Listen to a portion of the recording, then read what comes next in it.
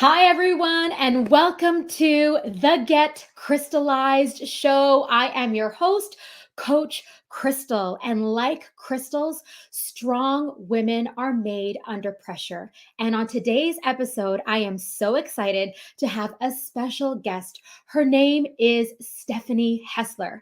Stephanie is a career and leadership coach with an emphasis on mindset. She helps high achieving corporate leaders and business owners who are tired of playing small to rapidly advance their careers and create a vision others want to follow without sacrificing the lives they dream of. Stephanie is the creator of the Bliss Accelerator and an in-depth and transformational coaching journey. Previously, Stephanie worked in the investment business for 16 years, including almost 10 years on Wall Street. She's a graduate of Wellesley College and earned an MBA at the Wharton School. Now, I can't wait. Without further ado, let me bring on Stephanie onto the show. Hi, Stephanie. Welcome. Crystal, great to be here. Thank you for having me this week. I'm so thrilled to have you because as we are wrapping up 2020 or 2021, wow, and launching into 2022, I had wanted you to come on, and I love the fact that you have an emphasis on mindset. And the reason being, my audience, and like so many of us, have struggled over the past 18 to 24 months, have perhaps lost their dreams, their vision. They are feeling run down, burnt out. So today I thought we would have a conversation around how do we set ourselves up for success? How do we, if we feel run down, how do we, put a stop to our day? Because so many of us now working from home, we don't know how to put a hard stop anymore. And, as I mentioned earlier, have maybe lost ourselves in terms of our dreams and our goals, and maybe have experienced a wake-up call in this job that they have, been doing for the past however long, and are realizing because of the pandemic, I actually don't love what I'm doing. So I would love, firstly, for you to just share a little bit more about your transition and your background, and how did you evolve from where you were, on Wall Street to what you do now? What motivated you to make that big change? Oh, wonderful question, Crystal. And some of the things that you were saying about what people are experiencing, I think is so, so true. The pandemic has caused people to reevaluate their lives in so many ways. But before we jump into that, just to answer your question specifically, so I worked in the corporate world. I worked in the investment business, and I had made it to the level of vice president. I was very well respected. I had kind of all those outside attributes that one might consider to be successful. I had beautiful home. I have a family. I had a nice bank account, all those things that by outside measures, I was very successful. But what I found was that as I rose in the levels, that I felt kind of frustrated, and I felt like I didn't have a roadmap. I didn't have a roadmap for my future and for my future advancement. And so I ended up leaving the corporate world. Wow. I ended up leaving the corporate world because I just didn't feel I didn't know how to continue to grow. And I felt like I was really stuck. Started a business, and in the process started working and studying with mentors and coaches, and entered into the whole mindset world. I mean, I'm a very well-educated person, but I had no idea that there was such a thing as you could learn to think correctly and change your life, right? Mm-hmm. And so what happened for me was that it was so impactful that I realized, our success starts inside of us. It starts in our minds. And fast forward, the company Procter Gallagher, who I was studying with, asked me if I'd be interested in becoming a facilitator. And it was so resonated with me. And that was almost 8 years ago. And since then, I've been self-employed. So I'm affiliated with Procter Gallagher Institute, but I'm self-employed. I'm an independent entrepreneur, you could say. And I have had the wonderful opportunity to work with hundreds of individuals over the last 7.5 years. And, the bottom line is I don't want people to go through the kind of struggle that I went through. Mm. Feel like you don't have a roadmap. And so that's why I do this, what I do now, why I'm so dedicated. Because as you know, Crystal, it all starts with our thinking. 1000%. And firstly, I want to honor you because I truly believe that coaches need coaches. I have a coach for everything, for everything.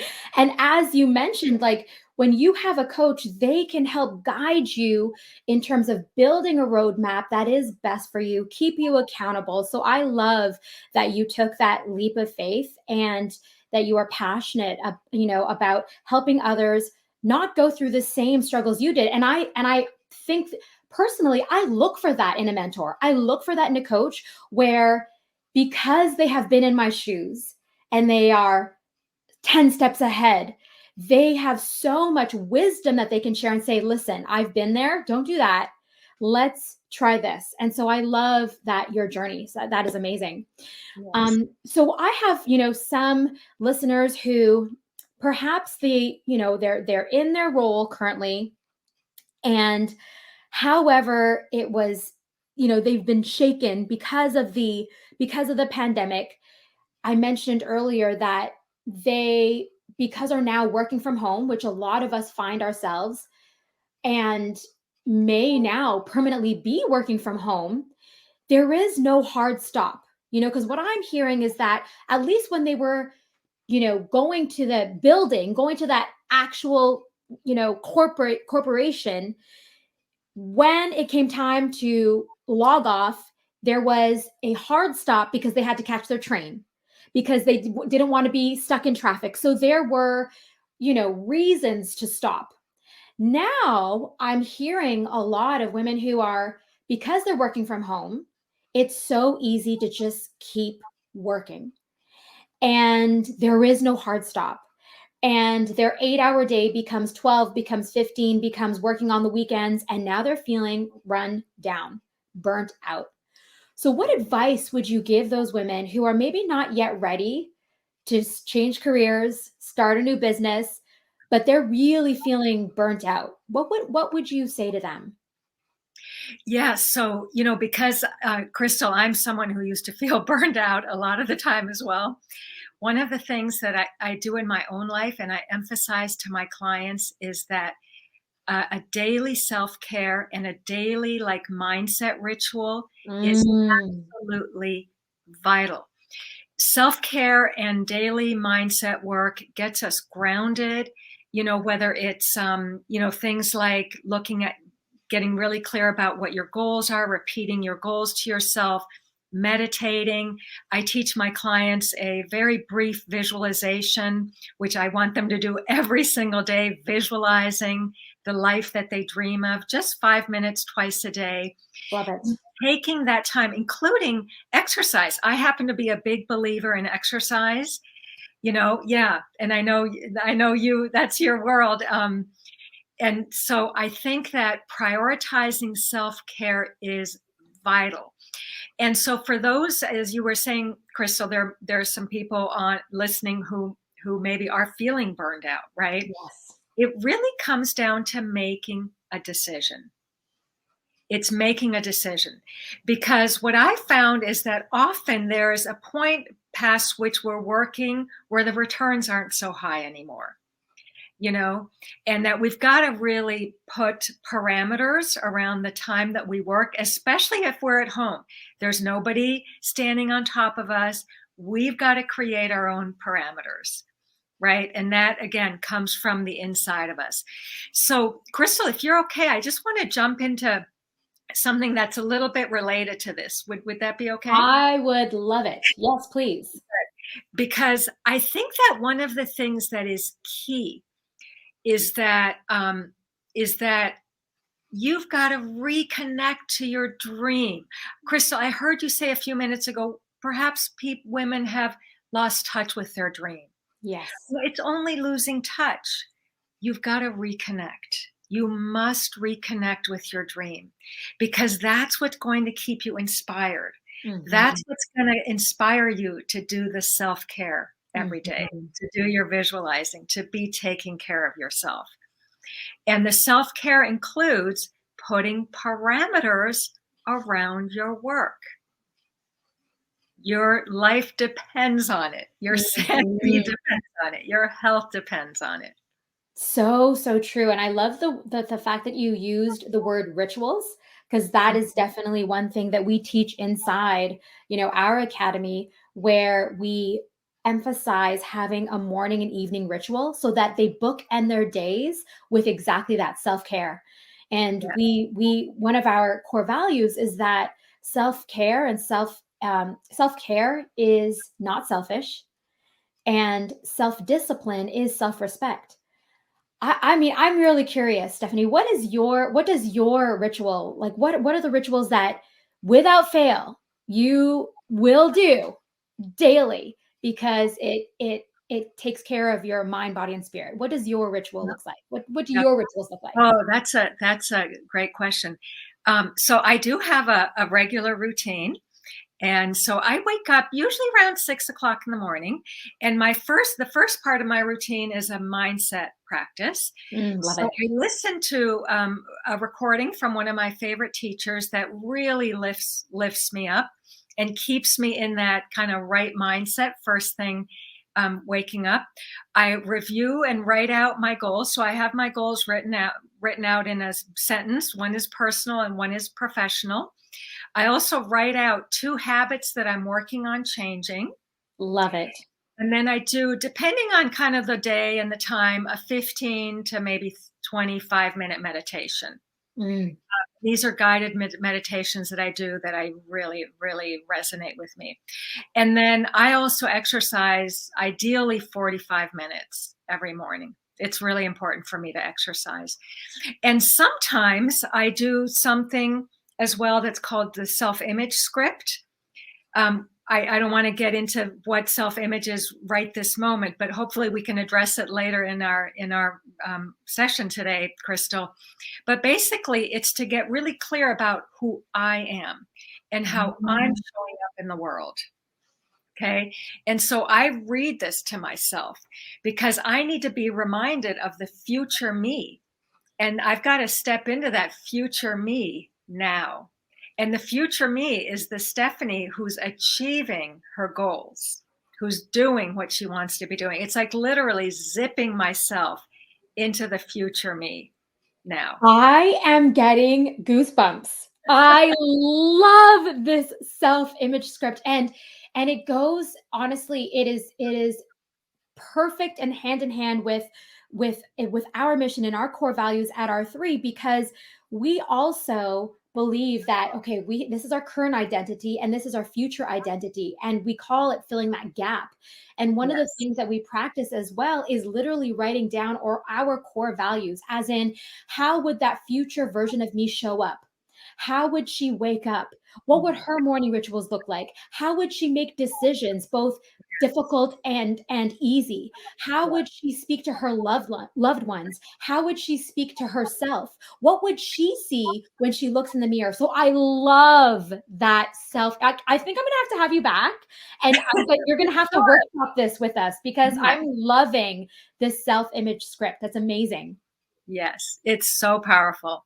And Hmm. just to highlight your morning ritual, which I again, it ticks off everything that high achievers practice, from mindset, from goal setting, from exercise. So you're true, and meditation, you're truly fueling your mind, your body, and spirit, setting yourself up for the day. You're choosing how you want to show up every day. And one of the things that we do at R3 is, very much like you, we feed our mind with all that is true. And one of the speakers that we're actually studying right now is Mel Robbins.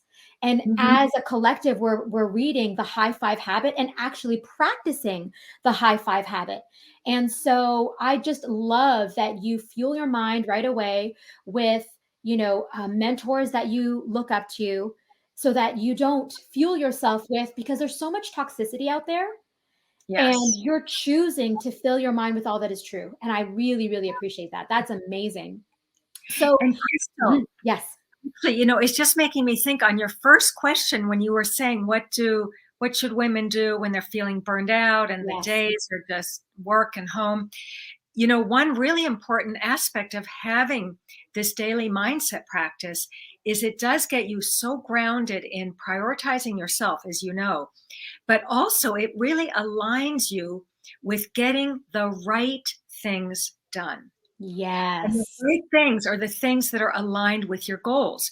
Because if we are not careful, we're off doing zillions of trivial things that have nothing to do with our goal achieving. Yes. And right there can save hours in a woman's day. Yes. And you know what's funny too? I know I'm guilty of it. We can get into that rabbit hole of doing things that keep us busy. And then we think that it was a productive day, but at the end of the day, we really didn't accomplish the things that we wanted to accomplish. So it overwhelms us and then it turns into anxiety and then it turns into stress. And it's this big snowball effect. But you're absolutely right. It's honing in on what is important, what is actually going to move you towards your goal. And if that thing that you're doing, such as, wasting hours on end on social platforms, um, we can easily veer off and waste hours that could Yeah. have been put towards something that will get us to our goal, our dream, right? So I love that. Mm-hmm. So you were talking about, we were talking about with women, a lot of us now working from home, and it's really hard to separate work from home when you are in that designated space. So do you have any practical tools? Like, I know you mentioned kind of being mindful, but are there any practical tools on how we can put that hard stop? Like, what do those boundaries look like? What would you advise? Mm-hmm. Yeah, those are great questions. Well, I think a couple of things. One is just in terms of your physical space, and I know this may not be possible for everyone, but if you possibly can separate your workspace from your living space, even if it's a little corner in your basement where you have your workspace, or definitely not in your bedroom, Yes, right? agreed. The more you can kind of make a designated place for your work, the more then you really can physically separate it. The other thing, and this actually has been kind of new learning for me, because until maybe a year and a half ago, I always used a paper calendar. And, I finally had to graduate over to Google Calendar because everybody's on, electronic calendars. But I also find that having a calendar where you're literally Mm. blocking time. And, Crystal, a few minutes ago, you used the word self-discipline. So it does take self-discipline. You've got to Yes. put attention to it, right? And literally block those times Yes. that are work times, and then block those times that are the personal time, the family time. And I think it's really important. And I have to say, sometimes I really felt for women and mothers and parents who had children at home during the pandemic. Mhm. My kids are in their 20s, so I didn't have that anymore. I mean, I just can't imagine how challenging that would have been, Mhm. right? But even more so, that we've got to be so careful of really blocking time as much as we can, and telling also our loved ones, like, during this time, I can't be disturbed. Yes. Right? And then when you have the family time, then you can be disturbed, right? And being Yes. sure when you have the family time that you're not on your cell phone texting your Yes. call, right? So good. So Mhm. good. I 1000% agree with you. Time blocking is something that I think is really important. And I love the fact that there you had emphasized the separation. When it's work time, mom is busy. But when Mhm. it's family time, all other distractions that have to do with work are turned off, and Yes. I'm fully present. And that's definitely, something that we all, irregardless of where we are, we need to practice, Yes. right? And so that we can be fully present. And one Yes. of the things that I also wanted to kind of ask you about, so some of my ladies, they have, shared that they might be experiencing quote unquote imposter syndrome. So for some, it might look like, in their place of work, they are, they have authority there. There might be a manager or, at a higher level. And because they have others that work for them, they have this, I'm going to call it a mask that they put on. And, that looks like they're confident, that looks like they're together, but really they are not. They are not. And, they when they come home and the mask is off, they're run down, they're exhausted, they feel like they're not their true self at work because they're really actually unhappy with themselves. Mm-hmm. And so what can you talk about that? How would you help someone who shares that with you and really doesn't know where to begin but feels like an imposter? Mm-hmm. Mm-hmm. Mm-hmm. Yeah. So, this actually ties right back to what I was talking about with the self-image, Perfect. because imposter syndrome actually is very common. I mean, I'm quite certain that that's what I was experiencing as well when I wasn't feeling good enough, when I wasn't feeling successful enough, right? Because even people with very high levels of education and prior success and current success can still feel like they're just not showing up adequately, failing, and all that. And it's not a good way to feel. No. That's not a fun way to go through your days. Hmm. So I want to tie this back to self-image, because self-image, Crystal, I don't know if this is a new concept for you, the way I'm talking about it, if maybe I can define it a little bit. Please. So what self-image is, it's based on the work of a really amazing medical doctor back in the 1960s named Maxwell Maltz. He wrote a groundbreaking book called Psycho-Cybernetics. And what self-image is that deep in your subconscious mind, you, me, everyone has a blueprint. It's a mental picture of who you are. And that mental picture was put there mostly by childhood, adolescent, young adult, life experiences, your triumphs, your victories, your humiliations, your disappointments, Hmm. all that stuff at a very deep level is a picture of who you are. Okay. And the thing is, that picture is so powerful. Your subconscious mind has over 90% control over your behavior. So it doesn't matter how much you try to change your behavior. If that picture isn't up leveled to reflect what you're truly capable of, the Hmm. person you want to be, which is why I was saying I read my self-image script, because I want to keep impressing that image of Stephanie in her fullest potential showing up in the world. And whatever we impress in our subconscious mind is delivered out in the world, right? So for so many people aren't even aware that that image exists. It's our self-worth, right? Mm. And so to change our experience, to change our results, we've got to go deep, understand, well, what is that current self-image, right? And then create that new one of the woman you want to be. And the wonderful thing, one of the really important messages I want to leave, I'm sure, Crystal, that you share this with your clients all the time, just getting to know you. You are such a positive and enthusiastic woman and just such a great role model. But everyone must remember that you have unlimited potential Mm. inside of you, right?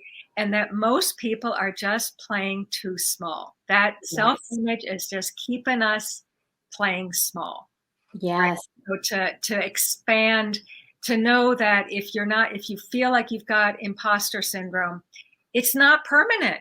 It's simply, a reflection of some erroneous beliefs that are in your subconscious mind. And the nice thing about beliefs is that they can be changed.